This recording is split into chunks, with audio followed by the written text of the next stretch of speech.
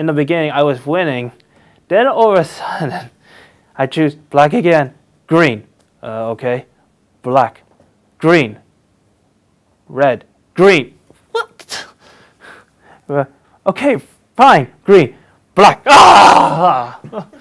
Addiction is a disease, it is a brain dysfunction, and it has many different capacities that are involved. It's a biopsychosocial, spiritual disease model. It's an illness, and how it manifests itself starts out with, when we talk about the biological manifestation of the disease of addiction, you have to take a look at the brain and how the chemicals that enter into the brain respond to when somebody's not an addict.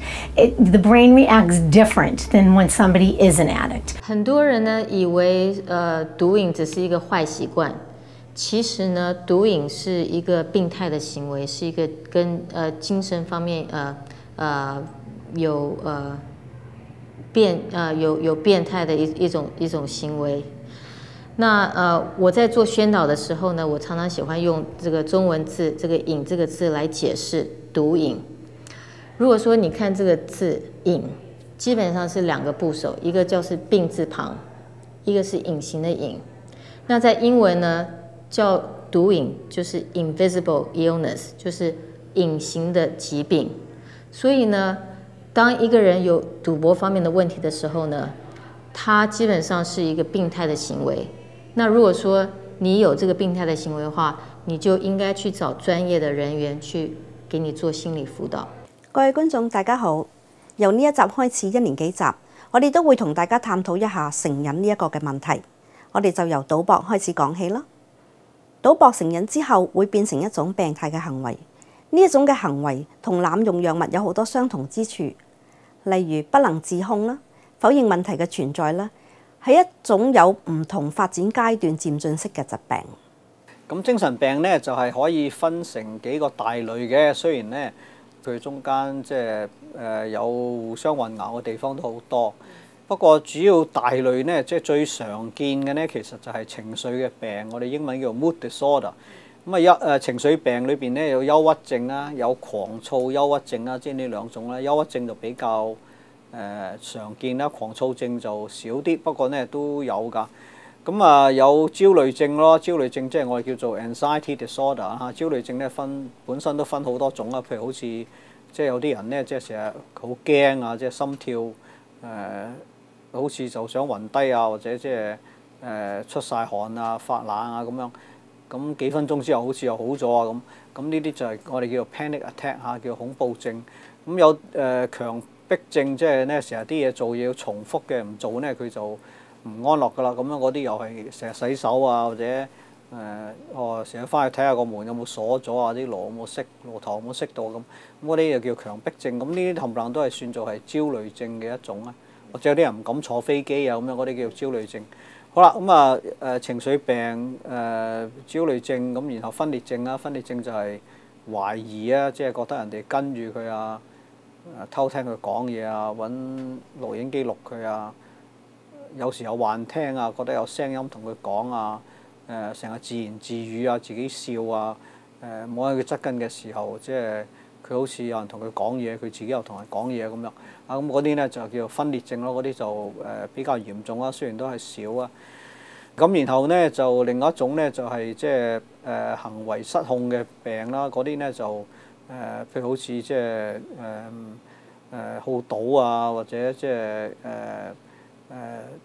脾氣成日發脾氣啊咁嗰啲，咁即係你意思話咧係行為失控 impulse control problem 嚇，嗰啲咧就失控一類啊。咁然後咧就老人病啦，即係老人失智症啊，即係以前叫老人痴呆症啊咁樣。喺醫學嘅術語中，癮係一種身體依賴某一種物質先至能夠正常運轉嘅狀態，亦都可能造成生理嘅依賴。例如毒癮就係一個例子啦。但係有時癮係用於與物質冇關係嘅強迫症，例如賭癮啦、電腦癮啦同埋上網癮啦等等。咁癮到底同遺傳同埋生理有冇關係嘅呢？咁喺醫學界，佢哋又係點樣去識別同埋去診斷成癮呢？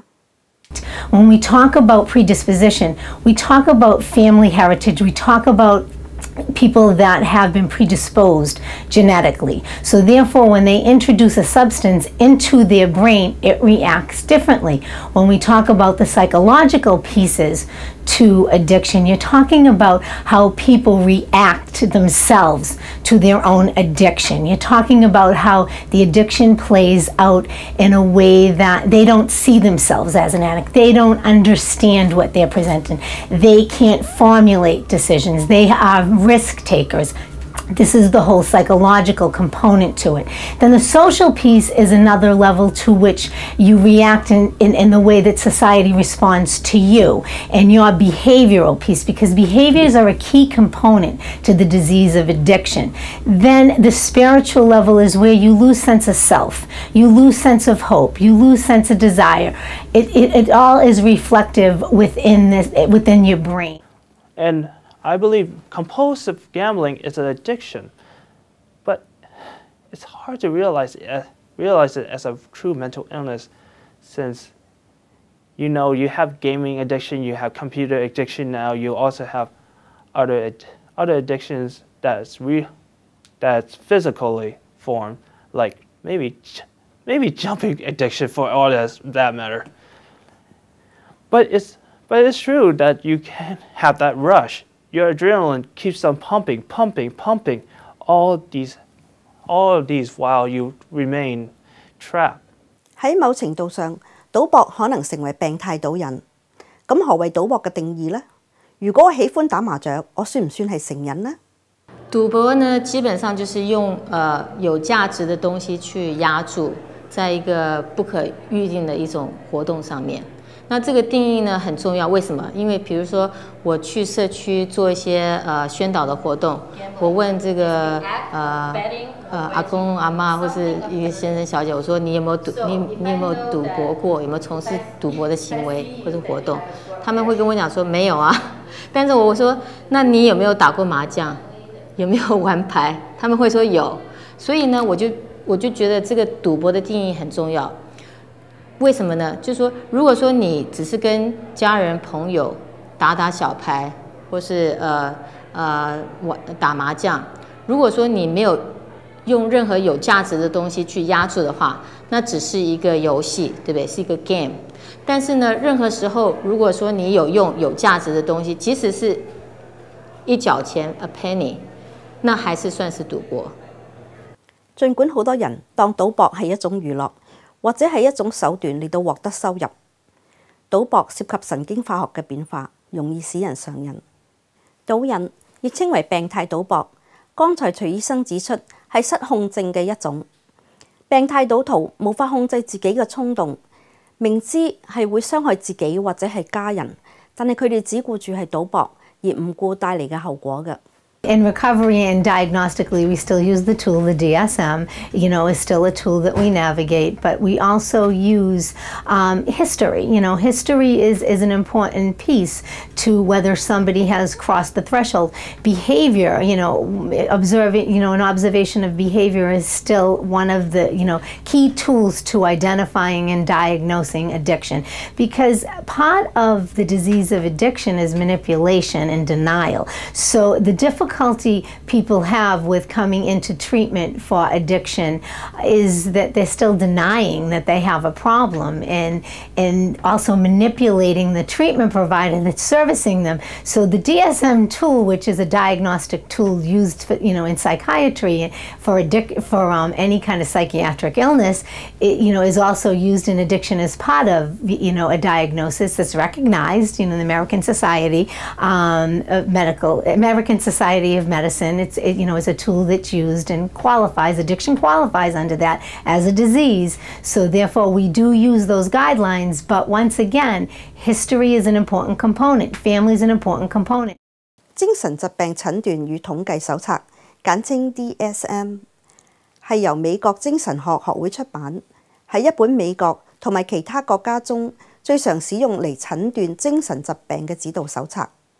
呢一本手冊深受到心理學家同埋精神學家嘅廣泛接受。喺 DSM 嘅第4版就有10個問題嚟到診斷病態賭徒嘅準則，你只需要答是或者否，然後再統計一下你有幾多個是，就知道你係唔係一個病態嘅賭徒啦。如果係3至到4項係嘅話咧，咁你就係一個問題嘅賭徒；如果5項以上，你就係一個病態嘅賭徒啦。1. 腦海充滿住賭博嘅情況，沉溺於以往賭博嘅經驗，計劃下一次搏殺同埋方法嚟到去籌備賭本等等。第2，需要逐漸加大注碼先至可以達到賭博嘅刺激。第3，多次嘗試控制、減少或者戒賭，但係都唔成功。第4，當減少或者停止賭博嘅時候，會感到不安或者煩躁。第5，以賭博嚟到逃避一啲嘅問題，或者暫時紓解不愉快嘅情緒，例如感到無助啦、感到內疚、憂慮或者係抑鬱。第6，每當賭輸咗之後，會再賭，希望追翻所輸㗎。第7，向家人、輔導員或者係其他人講大話嚟到隱瞞自己嘅賭癮。第8，為咗揾賭本嘅緣故而做一啲非法嘅行為，例如詐騙、偽造或者偷竊等等。第9，因為自己賭博嘅行為而傷害，以致喪失咗一啲重要嘅朋友、親人、一份工作、一個事業或者教育嘅機會，或者導致未成年家人發生爭執或者虐待嘅事件。第10，因賭博以致債台高築，而靠別人呢喺金錢上面作出援助㗎。以上問題測試之外，仲有冇其他方法可以知道自己有冇賭博方面嘅問題呢？第一個呢，你先要了解，這個一般的人多半是社交賭博。那社交賭博呢，就是這個人在做賭博的時候呢，他對他的金錢、他的時間、他的精力都有一定的控制，而且呢，他會知道，就是說賭博只是一個遊戲。他不會把他所有的這些金錢、時間、能力，通通都放在這個上面。那相反的呢，有賭博問題方面的人，他就沒有這個限制。然後另外一個比較容易的辨認的一個方法呢，就是在英文叫做 lie and bet screening。lie 就是說你是不是有對你周圍的人有對他們，就是對你這個賭博方面的行為有做過撒謊的，就是有對他們有做這種撒謊的這種舉動，你不要人家知道你有賭博的行為，對不對？然後第二個呢叫做 bet， 就是說你有沒有覺得有這種衝動，你必須要去每一次下注越來越大，越來越多次。對不對？這兩個呢趨向就可以讓我們知道這個人是不是有賭博的問題。然後呢，最容易的呢，就是有沒有人跟你講說，哎，你有沒有你可能會有賭博問題？就是別人可能看得比較清楚。如果你周遭的人告訴你，你是不是要着機去減少你的賭博的行為或者次數，你可能就已經有賭博方面的問題。醫學方面亦都可以診斷到成癮嘅存在。根據哈佛醫學院嘅報告，佢哋做咗一個實驗，佢將一啲人擺喺會贏、會輸或者會破產嘅賭場環境入邊，然後用一種叫做 fMRI， 係同 MRI 相似嘅影像學嚟到去量度被研究者嘅反應。有人做這個研究啊，他把那個有酒癮跟賭癮的人呢，用那個 MRI， 就是磁波震盪來做他們腦部的分析。然後呢，他們發現，就是有酒癮的人呢，跟有賭癮的人，他們的腦部同樣的一個局部呢，會發光，會發亮。為什麼呢？因為就是說，有酒癮的人呢，他們是喝了酒以後呢，他們會有這種就是有這種快感，然後會讓這個腦部有個地方會特別的來敏感來發亮。那賭癮也是一樣，賭癮也會有這種亢奮的感覺，所以很多人就是用賭博來逃避不快的感覺啦，或是來抒發壓力。然後呢，但是呢，酒癮跟賭癮不一樣在哪裡？如果說是酒癮的話呢，你可以看到，你可以感覺得到這個人有酒癮，你可以聞得到這個人有酒氣味，或者說你可以看到這個人有這種退缩的一种现象。但是呢，如果说这个人有毒瘾、赌博的瘾的话，你看不出来。你看这个人，你看不出来他有赌博的方面瘾，因为赌博你也不是喝什么东西，也不是打针有那种药瘾，所以呢，这个就是毒瘾跟酒瘾不同的地方，就是你一看一个人看不到，所以在英文我们叫它 invisible illness 或是 hidden illness， 就是说是一个隐形的疾病，是一种病态行为。